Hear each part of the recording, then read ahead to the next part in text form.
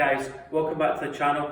Today what we're going to talk about is 2 simple tips that can help you improve not only your driving but also your iron play. So guys, tip number 1, I always encourage if people struggle with hip rotation on the backswing and also clearing their hips on the downswing, is what I want you to feel like you're doing is I want you to stand like a penguin. This is the analogy we're going to use. So we're going to have both feet flared out. What we're going to do from there is we're just going to take a big step with our right foot. So we're going to hit the shot from where our right foot's positioned at the moment.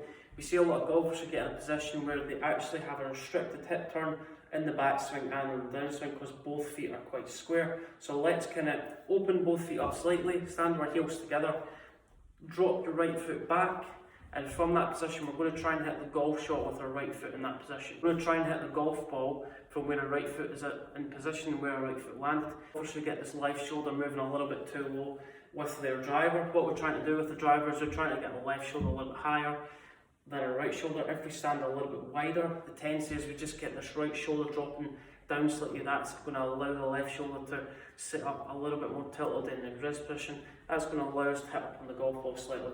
So get the left shoulder a little bit higher compared to your right shoulder.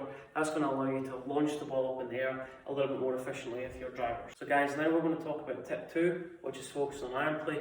One of the biggest questions I ask any golfer who are coming for a lesson is how would you get from your address position, so the way we set up an address, and how would we achieve an impact position. So we see a lot of golfers who their address position and their impact position is the same position, meaning that they don't get the hands enough ahead, they don't get their weight enough left and their chest in front of the golf ball. I say to golfers, what I want you to do is I want you to go from your address position, where my hands are level with the club head, into your impact position. So as you can see from there, my hips have opened up. That opening of the hips is going to allow my hands to move slightly in front of the head. It's going to allow my hands to move ahead of the club head. Both hands favouring my left leg. It's going to allow this club to reduce the loft, which is going to allow us to create more compression. One of the biggest things you see in golf is a lot of golfers will set up to the golf ball. They don't get enough pressure moving forward on the downswing. Another job you can do for this is working on your Happy Gilmores. All we're going to do is we're going to take a step to the left with our left foot. That's going to allow our pressure to move into our left foot. It's almost the analogy of hitting a Happy Gilmore.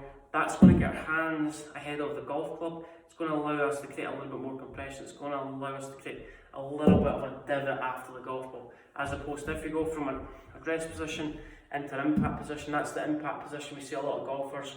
This is slightly exaggerated. Club head starts to work up, hands are slightly back, handle works back the way. We create a lot of loft impact, and the tendency from there is we try and help the ball up in there. So position to start off with, then get into your impact position. So how does that look? My weight's moving left, my hands are moving forward, the club head, so the club's slightly reduced in loft. That's just going to help us create a little bit more compression.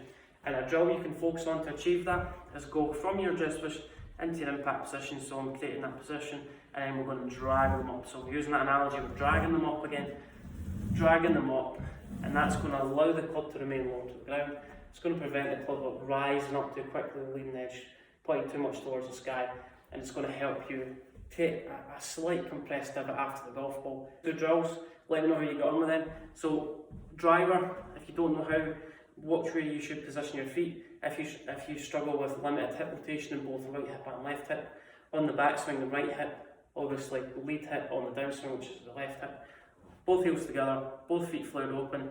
Just take a step to your right, and that's what I want you to hit driver from. I've got an iron here now, but this is just a feeling to implement. So left shoulder slightly higher, right shoulder slightly lower. Allow you to just generate a little bit more turn in this right hip on the way back. Keep that position and then a little bit more turn on the way through. In your address position into your impact position, how does that look? Hands are slightly favouring my left side. Weight's moving left onto my front foot. We're creating a little bit more of a compressed divot after impact, and then we're dragging them up. So guys, there's 2 drills. Let me know your thoughts on the video. Anything you want me to cover in the future, comment below, and we'll get back to you as soon as possible. Like the video, share the video around, subscribe to the channel. Every time I publish a video, you'll receive a notification to say I published a video. Comment below with any other videos you let me cover, and we'll see you soon.